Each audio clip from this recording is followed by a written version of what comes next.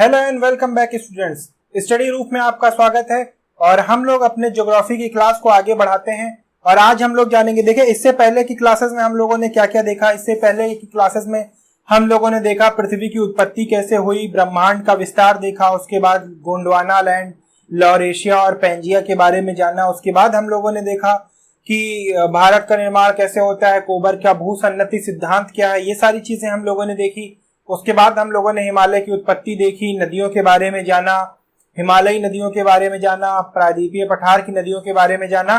और उसके बाद हम लोग हिमालय वाले टॉपिक पे अपने हिमालयों के बारे में जान रहे थे और वो टॉपिक पूरा कवर हो चुका था। आज हम लोग जानेंगे प्रायद्वीपीय पठार के जो पहाड़ हैं उनके बारे में और कुछ प्राचीन पठारों के बारे में जानेंगे और देखेंगे कि उनसे जुड़े हुए प्रश्न कहाँ से आते हैं। तो हमारा पूरा फोकस रहेगा आरआरबी और एसएससी के लेवल पर, जहां से हम लोग आरआरबी और एसएससी के क्वेश्चंस को देख सकते हैं कि यहां से पूछे जाएंगे। तो चलिए शुरू करते हैं। देखिए आज का जो हमारा टॉपिक है वो है प्रायद्वीपीय भारत के पहाड़। यहाँ पर हम लोग जानेंगे अपनी अरावली श्रेणी के बारे में, पश्चिमी घाट के बारे में, पूर्वी घाट के बारे में और सतपुड़ा के बारे में जानेंगे, विंध्या के बारे में जानेंगे, गारो, खासी, जयंतिया, मेघालय पठार के बारे में जानेंगे। सारी चीजों के बारे में विस्तार से हम लोग चर्चा करेंगे। तो आइए शुरू करते हैं। देखिए सबसे पहले अगर हम लोग बात करें अरावली के बारे में, तो देखिए अरावली के बारे में मैं आप लोगों को बता चुका हूं, लेकिन फिर भी थोड़ा सा जान लेते हैं हम लोग कि अरावली पहाड़ियां, देखिए अगर इनके बारे में हम लोग बात करें तो अरावली की पहाड़ियां देखिए गुजरात के पालम से शुरू होकर दिल्ली के पालम इलाके तक जाती हैं। ठीक है, ये है अरावली की पहाड़ियां, ये यहां से शुरू होकर और ये हमारा नेशनल कैपिटल रीजन है, यहां तक जाती है। तो देखिए ये गुजरात से दिल्ली तक, दिल्ली के पालमपुर या कह सकते हैं मजनू का टीला तक फैली है। ठीक है, तक फैली है। और देखिए किन किन राज्यों से होकर बहती हैं, तो सबसे पहले तो गुजरात हो गया, फिर राजस्थान हो गया,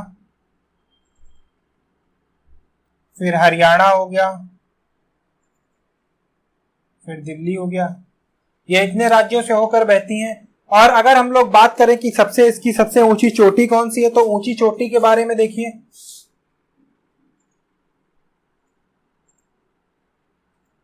ऊंची चोटी इसकी है गुरु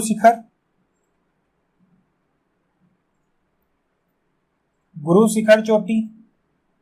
और ये है कहाँ, ये माउंट आबू पे है, माउंट आबू राजस्थान में है। ये सब मैं आपको बता चुका हूं। और यहाँ पर दिलवाड़ा जैन मंदिर जो है वो बहुत फेमस जैन मंदिर है। और देखिए अगर इसके बारे में हम बात करना चाहें तो देखिए माउंट आबू में दिलवाड़ा जैन मंदिर जो है वो बहुत फेमस मंदिर है। ये इतने राज्यों से होकर गुजरती है और ये सबसे पुरानी, देखिए सबसे प्राचीन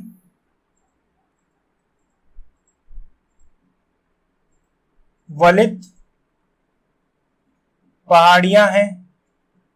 देखिए सबसे प्राचीन वलित पहाड़ियां हैं। अगर सबसे नवीनतम की बात हम लोग करें तो आपको याद होगा कि सबसे नवीनतम की अगर हम बात करें तो मैंने आपको बताया था सबसे नवीनतम कौन सी है, हिमालय है। और सबसे प्राचीन कौन सी हो गई, सबसे प्राचीन हो गई अरावली की पहाड़ियां। ठीक है, तो इन सब के बारे में आपको ध्यान रखना है। अच्छा, ये वलित का मतलब क्या होता है ये भी मैं आपको बता चुका हूं पिछले क्लास में अपने। अगर आपने उसको नहीं देखा तो प्लेलिस्ट में जाकर देख लीजिएगा। मान लीजिए कि ये एक परत है, ठीक है, ये एक परत है, ये एक परत है और ये दूसरी परत है टेक्टोनिक प्लेटों की, और ये इधर जा रही है, इधर जा रही है, तो इसमें वलय पड़ने लगेंगे। और यही जो वलय होते हैं ये हमारे पहाड़ होते हैं, यही जो है ये हमारे पहाड़ हैं, वलित पहाड़। इसको, इन सारी चीजों को मैं अपने पिछले लेक्चर में बता चुका हूं, तो आप वहां से भी इसे देख सकते हैं। अब आगे हम लोग शुरू करेंगे दूसरे नंबर पर अपने विंध्यन पहाड़ियों के बारे में और जानेंगे विंध्यन पहाड़ियों के बारे में। ठीक है, तो देखते हैं विंध्यन पहाड़ियां कहां से कहां तक फैली हुई हैं। देखिए विंध्यन पहाड़ियों के बारे में अगर देखें, विंध्य पहाड़ी, तो सबसे पहले इनका फैलाव देख लेते हैं, कहां से कहां तक विंध्य पहाड़ियों का फैलाव है। तो देखिए विंध्य पहाड़ियां जो हैं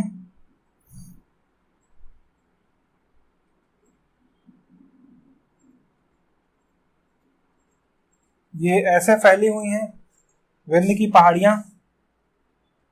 ठीक है, तो सबसे पहले देख लेते हैं, अगर विंध्य पहाड़ियों के फैलाव की बात करें तो देखिए ये गुजरात से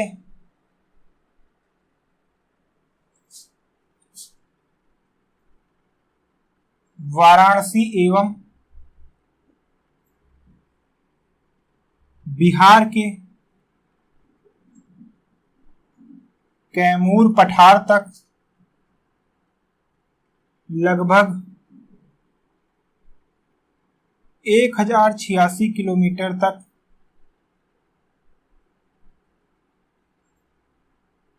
फैली हुई हैं। ठीक है, गुजरात से वाराणसी एवं बिहार के कैमूर पठार तक लगभग फैली हुई हैं।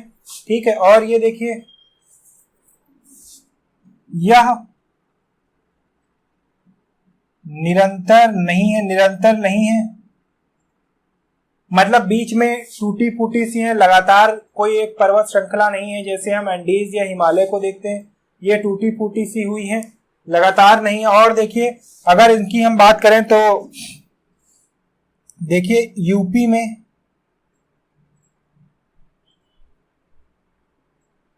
में खनिज इन्हीं पहाड़ियों से प्राप्त होता है, इन्हीं पहाड़ियों से प्राप्त होता है। यूपी में खनिज इन्हीं पहाड़ियों से प्राप्त होता है। और देखिए अगर हम इनकी सबसे ऊंची चोटी की बात करें, सबसे ऊंची चोटी की, तो देखिए इसको सदाबहार या फिर जो है सद्भावना शिखर, या देखिए यहां पर एक जगह है एमपी में। ठीक है, एमपी में एक जगह है और वहां पर ये चोटी जिसका नाम है सद्भावना चोटी, या इंग्लिश में इसको लिखते हैं गुडविल पीक।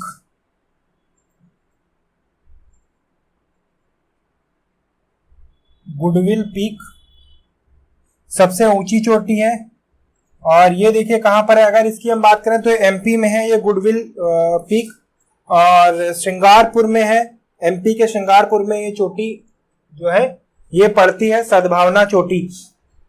ठीक है, तो ये हो गया हमारा विंध्यों के बारे में। और देखिए ये भी भाई एक वलित पहाड़ है, ये भी एक वलित पहाड़ है।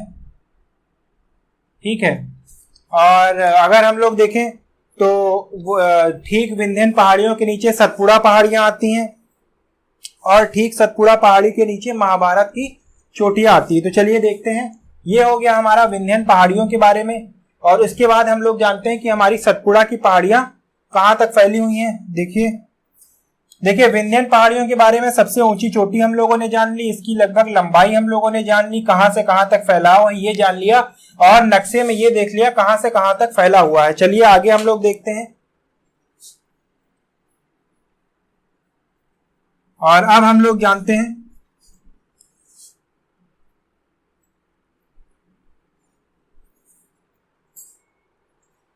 सतपुड़ा पहाड़ियों के बारे में।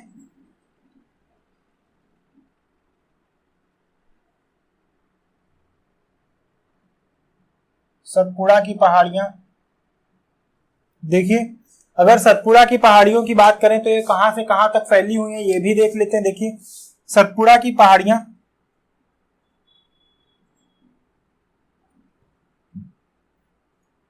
यहां तक ऐसे फैली हुई हैं। देखिए अगर सतपुड़ा की पहाड़ियों की बात करें तो यह गुजरात से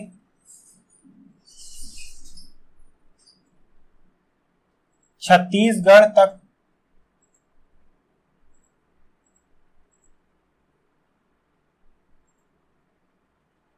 फैली हुई है, या गुजरात से छत्तीसगढ़ तक फैली हुई है। यानी अगर देखा जाए तो किन किन राज्यों से होकर गुजरती हैं, तो देखिए गुजरात से होकर गुजरी, मध्य प्रदेश से होकर गुजरेंगी, छत्तीसगढ़ से होकर गुजरेंगी। ठीक है, तो अगर देखा जाए महाराष्ट्र में भी इनका कुछ हिस्सा पड़ता है। तो अगर राज्यों की बात की जाए तो कितने राज्यों से होकर गुजरती है, तो देखिए सबसे पहले तो महाराष्ट्र, फिर गुजरात, फिर मध्य प्रदेश, फिर छत्तीसगढ़। ठीक है, एक्चुअली ये 3 पहाड़ियां हैं। अगर हम लोग देखें सतपुड़ा के बारे में तो देखिए ये 3 पहाड़ियां ऐसी लंबी लंबी हैं, 1 2, और ये 3 पहाड़ियां हैं लंबी लंबी सी। नाम जान लेते हैं। सबसे पहले वाली का नाम है राजपीपला, राजपीपला। दूसरे का नाम है मैकाल, मैकाल रेंज, राजपीपला रेंज। और तीसरे का नाम है महादेव रेंज। ठीक है, ये फर्स्ट पार्ट हो गया, ये सेकंड पार्ट हो गया, और ये थर्ड पार्ट हो गया। ठीक, ये फर्स्ट पार्ट है, ये सेकंड पार्ट है, ये थर्ड पार्ट है। ठीक है, तो ये 3 पहाड़ियों की चोटियों में पूरा जो है अगर देखा जाए तो सतपुड़ा हमारा फैला हुआ है।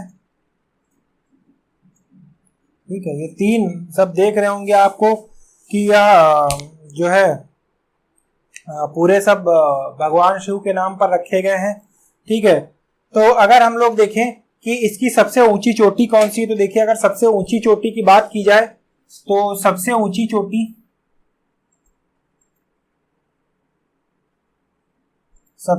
चोटी देखिए वो है धूपगढ़। धूपगढ़ इसकी सबसे ऊंची चोटी, और देखिए धूपगढ़ है लगभग 1350 मीटर। और ये कहां पर है, ये पंचमढ़ी, और ये पंचमढ़ी कहां पर है, मैकाल रेंज में है। ठीक है, तो पंचमढ़ी मैकाल रेंज में, और सबसे ऊंची चोटी धूपगढ़ है। अच्छा, एक चीज और याद कर लीजिएगा कि सतपुड़ा की पहाड़ियों में ही देखिए ये भी वलित पहाड़ है, और सतपुड़ा की पहाड़ियों में ही देखिए पंचमढ़ी हिल स्टेशन भी है, पंचमढ़ी हिल स्टेशन। ठीक है, और ये कहाँ है, ये एमपी में है। ठीक है, अच्छा यहीं पर देखिए जो है एक नदी जो है इन्हीं पहाड़ियों से निकलकर और उसके बाद दूध सागर झरने का निर्माण करती है। तो आप मुझे कमेंट करके बताइएगा कि कौन सी नदी यहाँ पर दूध सागर झरने का निर्माण करती है। ठीक है, देखिए इनके सबके बारे में पूरा एकदम विस्तृत तरीके से डिटेल में हम लोग जानेंगे जब हम लोग स्टेट पीसीएस की क्लासेस शुरू करेंगे ज्योग्राफी के लिए। अभी हम लोग सिर्फ उन्हीं चीजों को फोकस कर रहे हैं जो एसएससी और आरआरबी के लिए एकदम क्वेश्चन जहां से पूछे जा सकते हैं। तो अभी हमें वहां उतने डिटेल में नहीं जाना है जितना स्टेट पीसीएस वगैरह के एग्जाम में पूछा जाता है। अभी हम लोगों का टारगेट है कि एसएससी के जो एग्जाम चल रहे हैं और आरआरबी के जो एग्जाम चल रहे हैं उसमें आपको हिट टू द पॉइंट चीजें प्रोवाइड कराना। तो उसी क्रम में आगे हम लोग देखते हैं सतपुड़ा। तो इसमें हम लोगों ने जाना कि इसका फैलाव कहां से कहां तक है, इनके कौन कौन से रेंज हैं। उसके बाद हम लोगों ने जाना सबसे ऊंची चोटी कौन सी है, यहाँ पर कौन सा हिल स्टेशन पड़ता है, और हम लोगों ने ये भी जाना कि ये कहाँ पर है नक्शे के माध्यम से। ठीक है, और उसके बाद हम लोगों ने जाना कि पंचमढ़ी हमारा मैकाल रेंज में है। तो उसके बाद हम लोग अगली जो रेंज है उसके बारे में जानते हैं। बहुत थोड़ा सा है, महाभारत रेंज है, देख लीजिए। यहाँ पर कुछ चीजें और बतानी रह गई हैं आपको। ठीक इसके नीचे यहाँ पर ये महाभारत रेंज है, ये देखिए ये महाभारत रेंज है। इसका ज्यादा कुछ सिग्निफिकेंस नहीं है, लेकिन एक चीज और देख लीजिए, यहां पर जो है यहां पर एक नदी बहती है इससे, और एक नदी यहां पर बहती। तो देखिए ये जो ऊपर वाली नदी है ये नर्मदा नदी है, ये नर्मदा है, और ये ताप्ती नदी है। और इससे पहले मैं बता चुका हूँ नर्मदा अगर बात की जाए तो कौन कौन से किसके भ्रंश घाटी में बहती, तो नर्मदा उल्टी बहती है और अरब सागर में जल गिराती है, और ताप्ती भी अरब सागर में जल गिराती है। ये सारी चीज आपकी कवर कर दी गई नदी वाले चैप्टर में। अगर आपने नहीं देखा है तो वहां पर जाकर देख सकते हैं। ठीक है, तो ये रहा हमारा पार्ट 1 इस वीडियो का। इसके बाद जो हम अगले पश्चिमी घाट और पूर्वी घाट और शिलांग पठार के बारे में जानेंगे वो हम अपने अगले वीडियो में जानेंगे। तब तक के लिए अगर आपने सब्सक्राइब नहीं किया हमारे चैनल को तो सब्सक्राइब करें हमारे चैनल को और बेल आइकन को दबाएं ताकि आपको हर एक नोटिफिकेशन प्राप्त होता रहे। And thank you for watching.